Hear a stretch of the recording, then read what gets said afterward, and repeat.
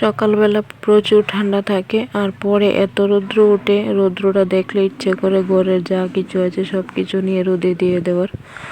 Hello everyone, welcome back to my channel. সবাইকে স্বাগত Sonai লাইফস্টাইলের new ব্লগে। আশা করি সবাই সুস্থ আছো, ভালো আছো, আর আমরাও ভালো আছি।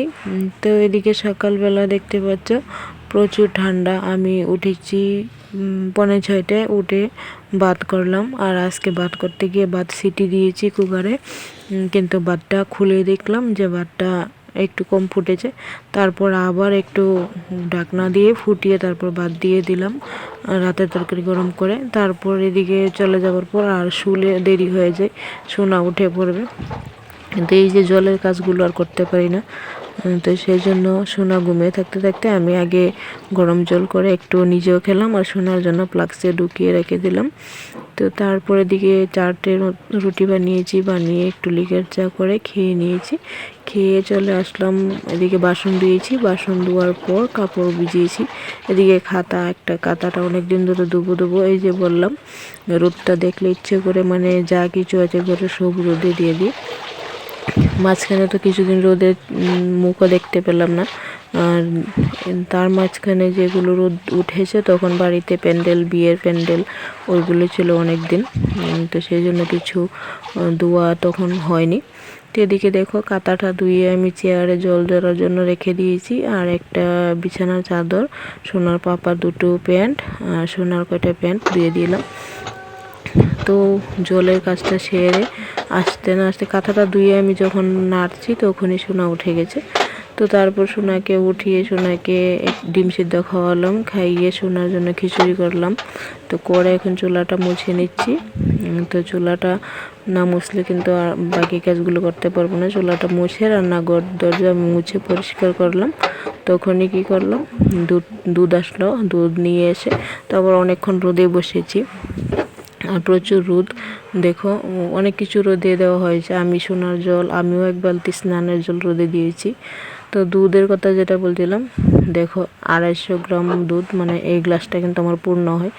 তো গ্লাসটা যখন এনে ফ্রিজে রাখতে গেলাম, ফ্রিজে আমার হাত থেকে গ্লাসটা একটু কাত হয়ে দেখো অনেকটা দুধ পড়ে গেছে, বলতে অর্ধেকটা দুধই পড়ে গেছে।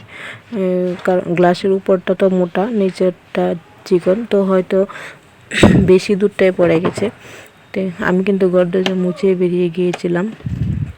আর ওই যে ফ্লাক্সটা দেখতে পাচ্ছ, ফ্লাক্সটাতে সকালে আমি জল ভরেছি, কিন্তু পরে দেখছি যে ফ্লাক্সটা সেদিন কিছুদিন আগে জল ভরেছিলাম তখন কাত হয়ে না পড়ে গিয়েছিল, হয়তো গ্লাসটা ভেঙে গেছে। তো একটু একটু কাচের গুঁড়া, সেই জন্য আর এখন আর জল রাখতে পারবো না, সোনাকে খাওয়াইনি।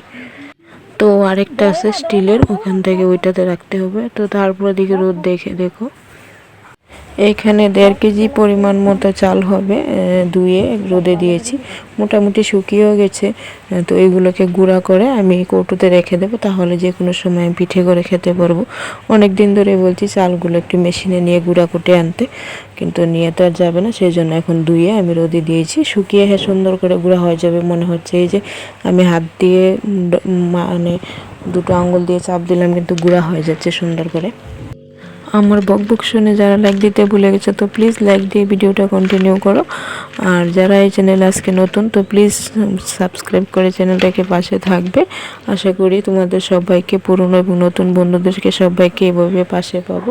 তো সন্ধ্যার সময় দেখো কিছু ডাল ভিজিয়ে রেখেছিলাম, সেদিন যে রোদে দিয়েছিলাম পোকা ধরে গিয়েছিলো, ওই ডালগুলোকে ভিজিয়ে ভালোভাবে মেখে ধুয়ে নিয়েছি।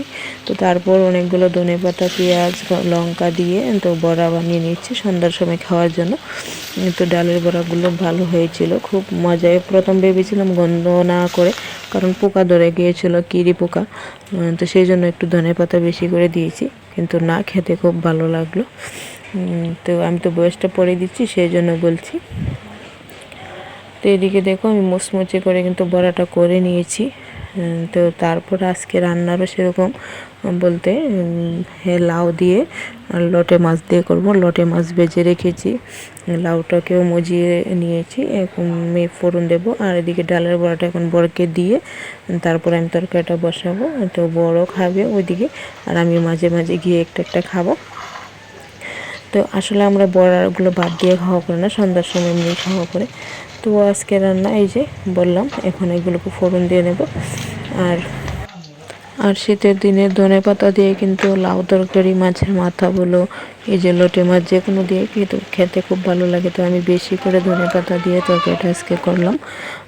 এই তরকারিটাও ভালো হয়েছে, কাঁচা লঙ্কা দিয়ে, আদা পেঁয়াজ ফোড়ন দিয়ে করেছি। তো আজকে আমি এখানে তোমাদের কাছ থেকে বিদায় নিয়ে নিচ্ছি। ভিডিওটা কেমন লাগলো সেটা কমেন্ট করে জানাবে। সবাই সুস্থ থাকবে, ভালো থাকবে, টাটা।